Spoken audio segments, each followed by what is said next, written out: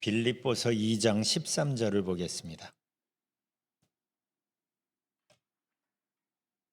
빌립보서 2장 13절.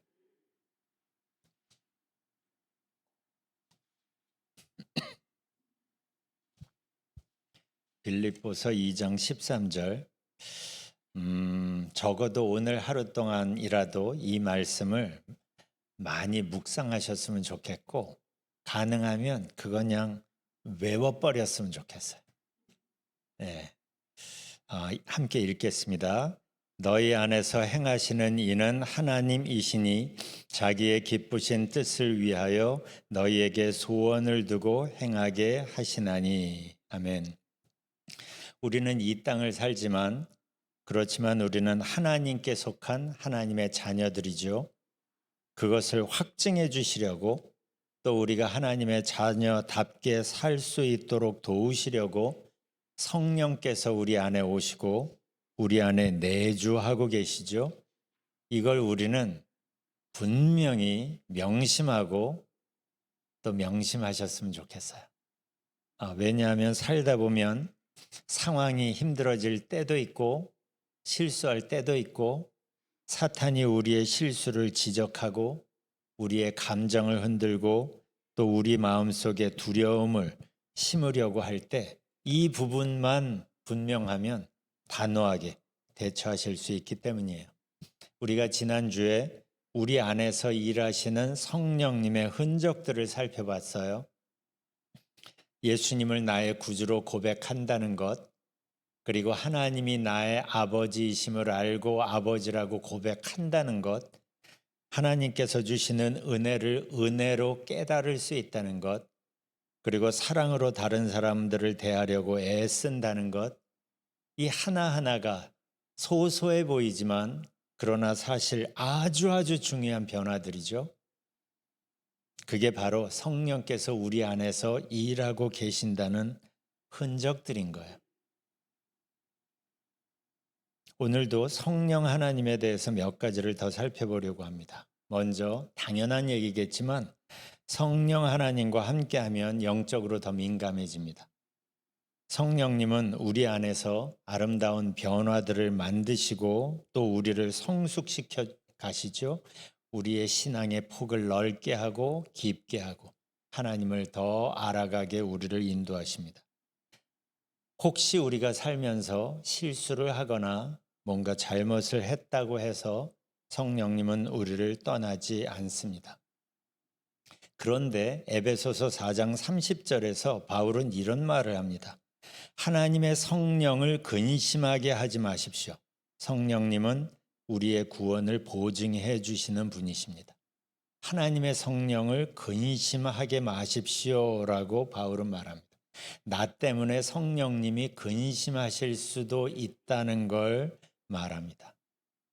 우리를 도우시려고 오신 분인데, 그리고 우리와 영원토록 함께 하실 분인데, 그래서 우리가 혹시 뭘 잘못했다고 해서 우리를 떠나지 않으시고 우리 안에 계시는데, 그런데 나 때문에 성령님이 근심하신다면 이거 참 속상한 일이에요.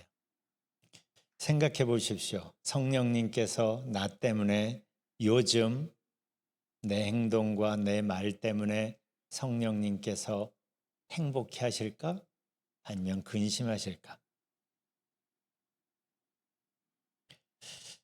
두 번째로 성령께서 우리 안에서 만드시는 변화의 결과들이 우리를 참 설레게 하는데 저는 여러 가지 중에 이게 제일 설레고 기뻐요.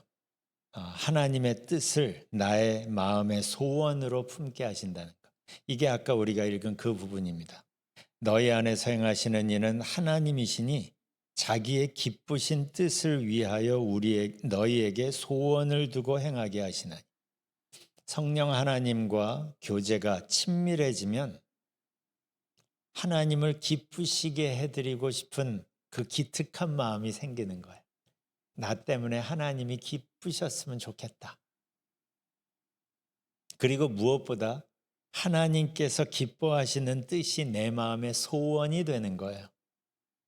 그래서 뭔가 숙제하듯이 하나님의 일을 하는 게 아니라 즐거움으로 자발적으로 하고 싶어서 하게 되는 거예요. 내 마음의 소원으로 생겨서 그 일을 했는데 알고 보니까 그게 하나님의 뜻이었던 겁니다. 이게 얼마나 행복하고 아름다운 변화예요. 일하는 동기가 내가 해야 하기 때문이 아니라 하나님을 향한 사랑이 동기가 돼서 일을 하게 된다. 그래서 하나님의 사랑이 사역으로 아름답게 이어지는 거죠. 오늘도 이거 후에 임원회를 하는데 여러분들이 임원을 위하여 기도할 땐 이렇게 기도하십시오. 우리 임원들의 마음에 하나님의 뜻이 소원이 되게 해주세요. 그래서 나에게 맡겨져서 억지로 그 일을 하는 게 아니라 그 일을 하고 싶어서 내가 하는 그 일 때문에 하나님이 행복해 하시는 게 막 상상이 돼서 기쁨으로 한다면 좋아서 하는 일은 하면서도 행복하죠. 그렇게 하는 사역은 번아웃이 없습니다. 왜냐하면 사역을 하면서 내 모든 걸 쏟아붓는 것만 되면 그건 번아웃이 되는 거예요. 그런데 사역을 하면서 하나님의 사랑이 표현이 되니까 하나님의 체험이 동시에 있는 거예요. 예. 쏟아내고 하나님 앞에 나와서 체험을 받는 그런 단계도 있지만 쏟아내면서 체험을 받는 단계도 있는 거예요. 이게 하나님의 은혜가 나를 통하여 흘러가는 거죠. 쏟아내는 과정과 채우는 과정이 따로따로 있는 게 아닌 거예요. 하나님의 사랑이 나에게 채워지고 그것 때문에 내가 행복하고 그것 때문에 회복이 되고 그것 때문에 희열을 느끼면서 또한 그것을 내가 그걸 모르는 사람들에게 이렇게 나누어 주고 한다면 번아웃 할 틈이 없는 거죠. 네, 쏟아내면서 체험을 받으니까 이게 가능한 거예요. 이게 성령님이 주도하시면 그렇게 되는 거예요. 이걸 알게 되면 바울이 어떻게 그렇게 힘든 상황에서 억울한 상황에서도 기뻐할 수 있었는지가 눈이 열리게 되는 거예요. 그건 바울이 특별해서가 아니에요. 바울이 특별할 건 하나도 없어요. 바울과 전혀 못지않게 여러분 한 사람 한 사람이 특별합니다.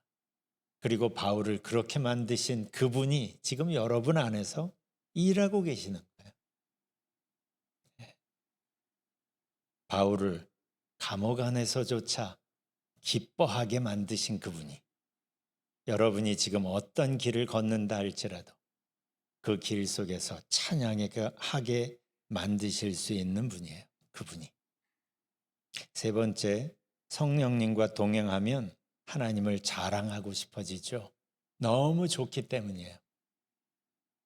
이때는 선교가 해야 하는 뭔가가 아니라 하나님과의 친밀함에서 만들어지는 결과가 되는 거예요. 조금 아까 한 얘기가 똑같이 그렇게 되는 거죠. 하나님이 너무 좋으니까 그걸 그냥 세상 속에서 삶 속에서 쏟아내버리는 거예요.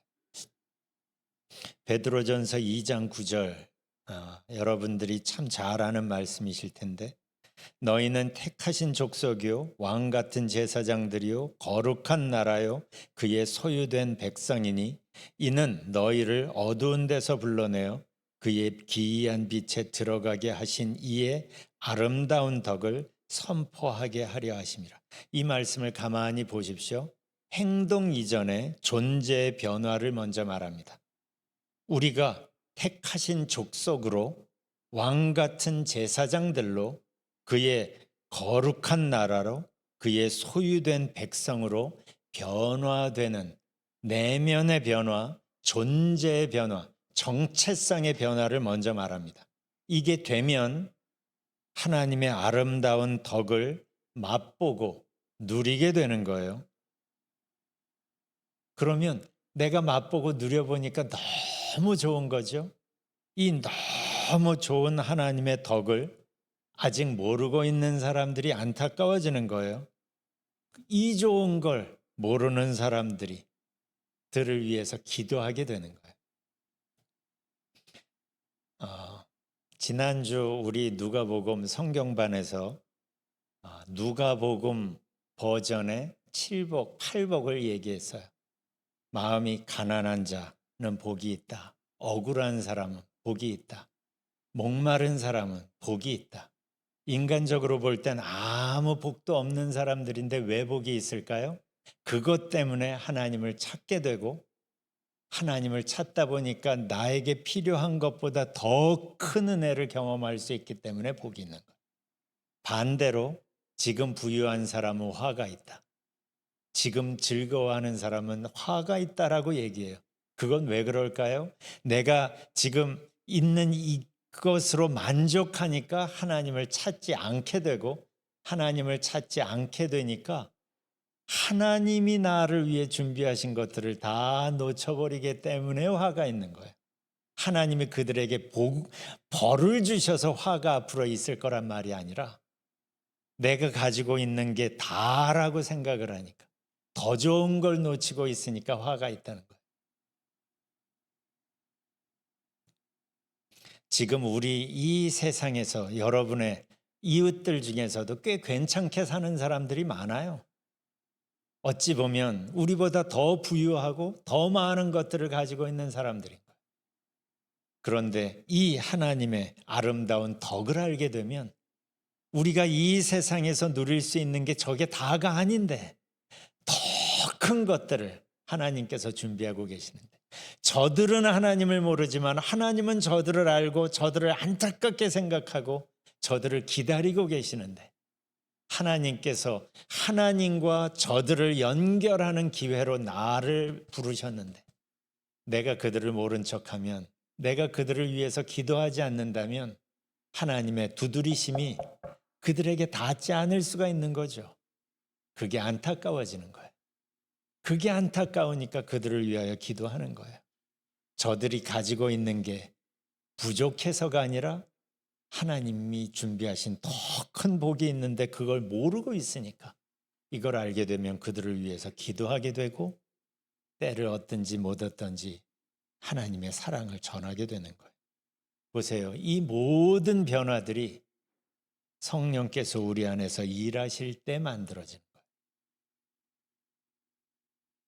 그렇기 때문에 우리가 초점 둬야 할 것은 이 성령님과 친밀하게 즐겁게 교제하면서 이 성령님과 동행하는 새로운 방식의 삶을 배워가는 것. 여기에 여러분의 신앙에 초점을 두십시오. 그래서 그분과 함께 생각하고 성령님과 함께 반응하고 성령님과 함께 결정하고 행동하는 것에 익숙해지는 것이 중요합니다. 자동차 운전의 원리를 아는 것과 자동차 운전을 잘하는 것은 다르죠. 연결은 되어 있지만 같은 얘기는 아닌 거예요. 똑같이 성령에 대해 잘 아는 것과 성령님과 동행하는 삶을 살고 거기에 익숙해지는 것은 같은 말이 아닙니다. 새로운 방식의 삶을 배우고 연습하면서 그 새로운 삶에 익숙해지는 과정이 얼마나 중요한지 모릅니다. 요즘 성도들이 어려움을 겪는 게 이 부분이에요. 성경에 대해서 알아요. 성령에 대해서 알아요.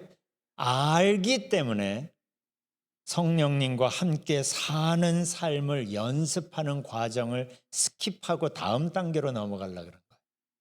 운전이 익숙하지도 않는데 익숙해져야 되는데 연습해야 되는데 그러니까 성령님과 함께 사는 그 특별한 방식의 삶을 연습하지를 않으니까 무슨 일이 벌어지냐면 큐티할 땐 성령님을 아는데 어떤 좋은 일이 있을 땐 성령님을 기억하는데 어떤 큰 문제 앞에 있으면 그 성령님을 놓치게 되는 거예요. 여기서 그냥 아는 사람과 성령님과 동행하는 거에 익숙한 사람의 차이가 여기서 나는 거예요. 문제 앞에 부닥들여 보면 머리가 하얘지는 사람은 그냥 성령님을 알고만 있는 사람. 익숙해지면 나도 모르게 성령님을 기억하게 되고 찾게 되고 동행하게 되는 거예요. 교회에서는 그게 구분이 안 되는 거예요. 그러나 삶 속에서 문제 앞에서는 그게 구분이 되는 거예요.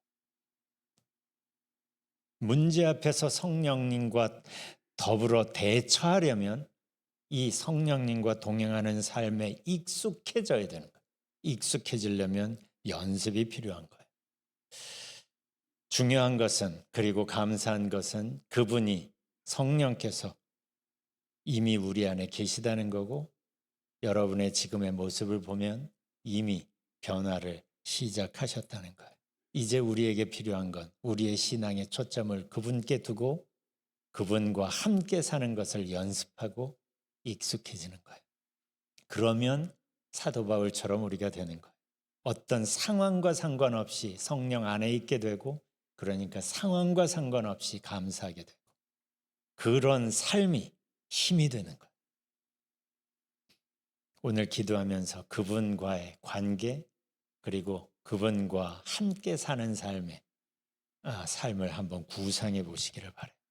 아까 불렀던 찬송 425장, 통일 찬송가 217장 1절 그리고 4절 부르고 기도하겠습니다.